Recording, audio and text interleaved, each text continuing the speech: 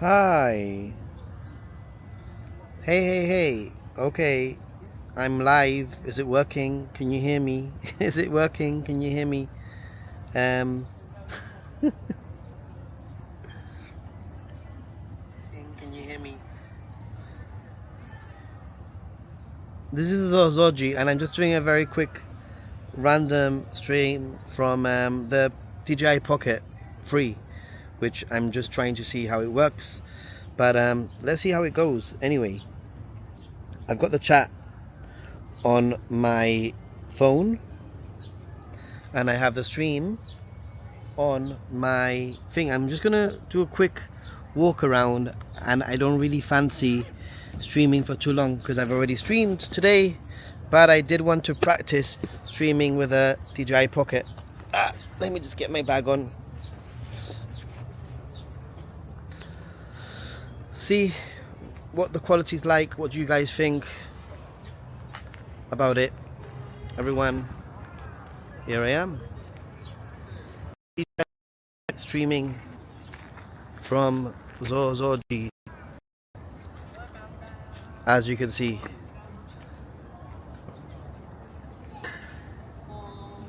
You could hear me, you could see me.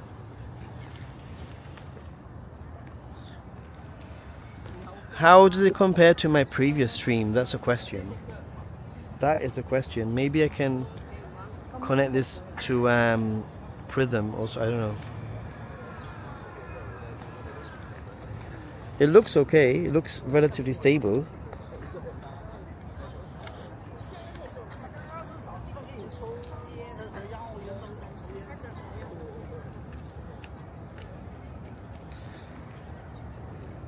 Is it choppy? Is it okay? This is just a quick stream sort of test.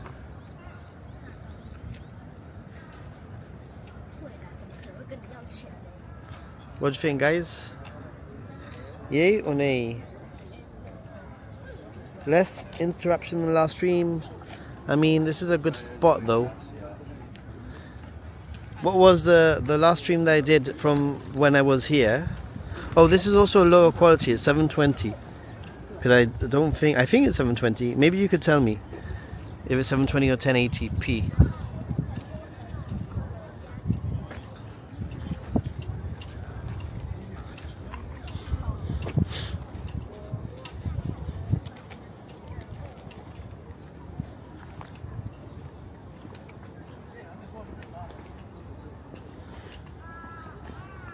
I'll show you the iconic view now.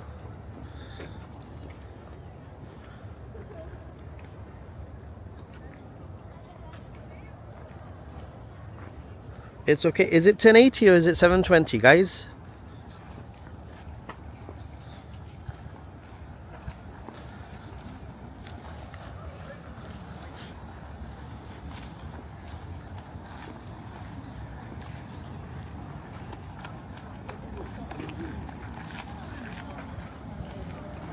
Follow the stand. Good day. And this is a quick test because I'm actually streaming from the DJI Pocket Free, just to give it a little test. Even if it works out, I'm not very sure if this is the best setup for me in terms of streaming, just because I don't want to be keeping an eye on two batteries. Because at the moment, because I'm tethering off the phone, it means that I'm actually using two batteries, which is not very convenient. But that doesn't mean it's not worth trying, right?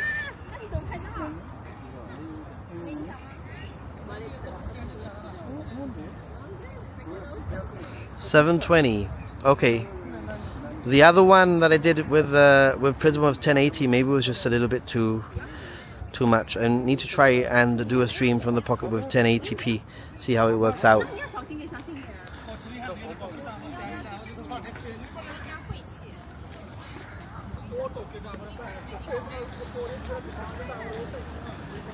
Yeah, it's a popular camera. I'm still, as nice as it is, I'm still not convinced, guys. I've been using this for a few days. It's got its use cases, but I'm still not convinced. You know, as somebody who films so much. I'm not 100% convinced. It's going to be good for certain things. It's more than enough to carry in my bag and not really, take up too much space.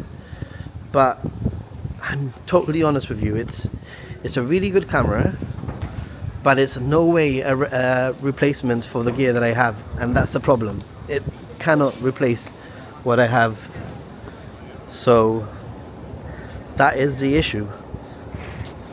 I already have quite a good setup. This I don't think is worth setting up for a live stream, to be honest.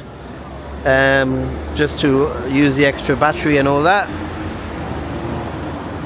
The difference isn't enough for me to use for a live stream, I don't think.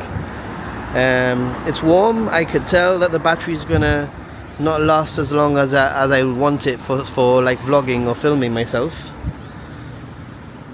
But it was very good, for example, in Disney. It was very good to just use this this camera in Disney and not have to carry anything else. So for certain scenarios, it's pretty good.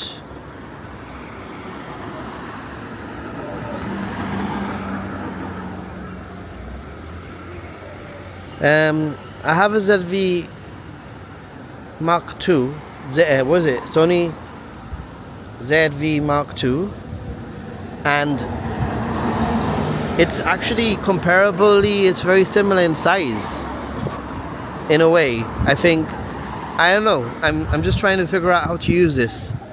I'm gonna try and do a few talking shots with this one in the next sort of few days, and then I'm gonna decide whether or not it's something that is gonna be worth having instead of a ZV-1 Mark II, which I've been using for my talking shots. The only thing that I really do like is the fact that the microphone, most of the time I'm talking on my own, is the fact that the microphone is doesn't need to be connected with any audio jack, or there's less reason for it to go wrong. For the audio to go wrong. So that is a very big plus, and that might actually win it for me. It might not be a quality of video reason. It might actually be an audio reason, if that makes any sense. So yeah, because if I get my microphone out and I connect it, it will record wirelessly without any cables, and that's a big deal, because at the moment with my ZV-1 Mark II, I'm just going to sit here. I need to get my DJ mic set up, connected with a cable, or recorded onto the actual microphone. How much was it? I can't remember off the top of my head, but it was something like £570, including what? It was something like 570 pounds, and that was including an SD card and including the ND filters, and a lot cheaper, at least £200 cheaper than home. So yeah, let's see. Let me try and get the microphone out and see what you guys think. I have an ND filter on here right now, and if I get the microphone,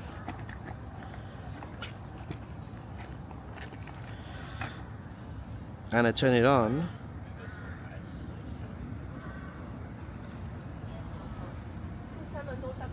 does it connect? It's on. DJ microphone 2 is connected. Can you hear any difference now in the microphone level, out of curiosity? I've just got the microphone, and I would probably be wearing it here. Usually in the past I would have a similar microphone, and it would be connected to a receiver that would be connected to my camera, and it would be connected to my camera via a cable. So this might actually be worth it, just for the sake of not having to connect a receiver and a cable to my camera, it might just actually be worth it just for that, if that makes any sense. So it is a bit louder. Is it clearer? Is it cleaner? And also I can record directly onto the microphone itself, which is what my other microphone system does. The DJI Mic 1 does the same. So in that respect, it might actually be worth it, because it means that I don't have to worry about the receiver, and it means that I don't have to worry about the cable, and it means that I can be recording straight onto the video like I'm doing right now, and onto the microphone at the same time. That might be the winning point for me, rather than the video quality, interestingly enough.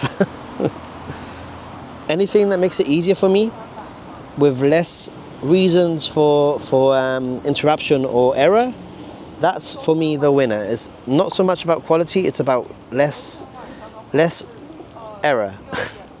Because for example, last year I bought the DJI Mic 2, and my ZV-1 Mark II had an issue with the audio jack, and the first few months I was having to play around with the cable. It was a nightmare. So if I can have a system that maybe isn't quite Sony quality, but is good enough, but I don't have to worry about the audio, that would be a winner in my opinion. So yeah, let me just turn this off. I'm going to turn off the microphone. I want to save it just in case.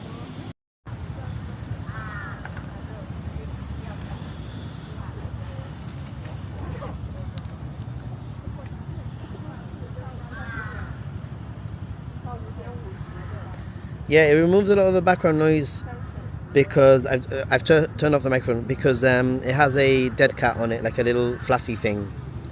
So makes a difference, I think. Right. So guys, this is just, I'm gonna walk a little bit further on and see if I can show you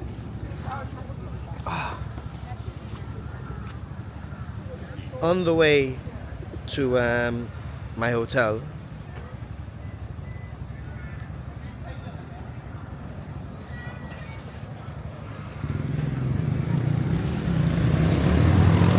That's where we were before.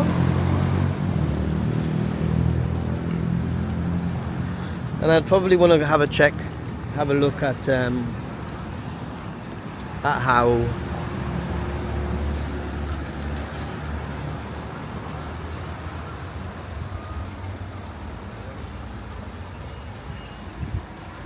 check it out. It's a Famichiki poster with a reflection of the Tokyo Tower in it. Pretty cool. 720, I mean, usually I stream at 1080, but I'll just have to experiment. But like I said, I think that it's a lot easier for me to stream on my phone. I don't think it's going to be something that I'm going to be doing, streaming on my DJI Pocket. I mean, I'm giving it a go just for the sake of it. It's easy to walk around with, for sure. I'm not going to lie. But it's just another thing to worry about in terms of battery, because now I'm streaming with the DJI Pocket, and I'm also worried about the battery of my phone, because I am tethering it to my phone, because my phone has an eSIM. So, and because I'm not a live streaming channel, really, I do live stream obviously when I'm in Japan. I love doing it, but because I'm not a live streaming channel, it means that I have to prioritize filming content over live streaming. And for me, this is too much of a potential disaster of running out of battery on my DJI Pocket, and B, running out of battery on my phone.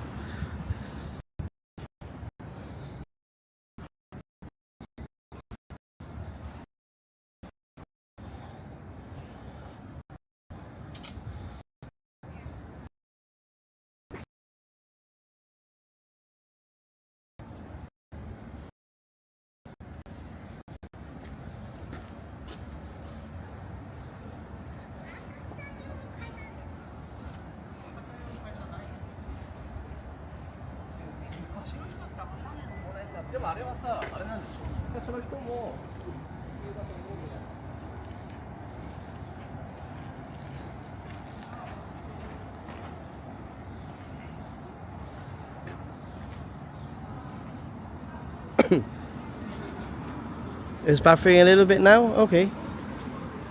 That's fine. I'm just gonna cross the road and I'm gonna end the stream anyway. Gonna head to my hotel. I'm gonna make sure that everything is in order, maybe charge up my devices for half an hour.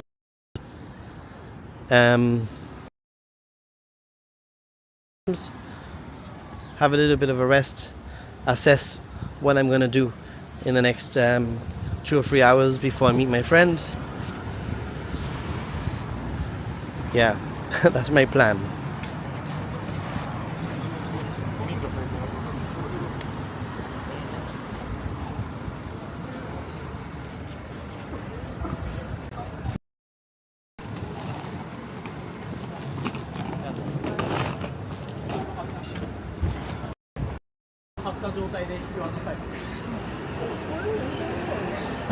Also, I want to see what the percentage of the battery is.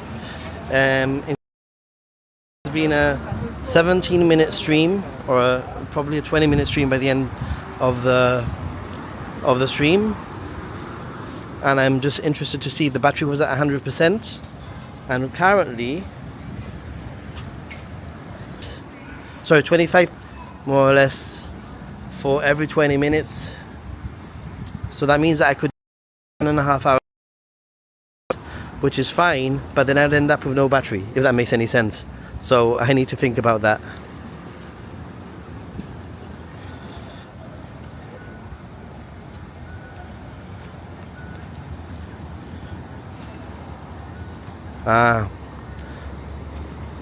Anyway, guys, it's been a fun little experiment. Thanks for joining me.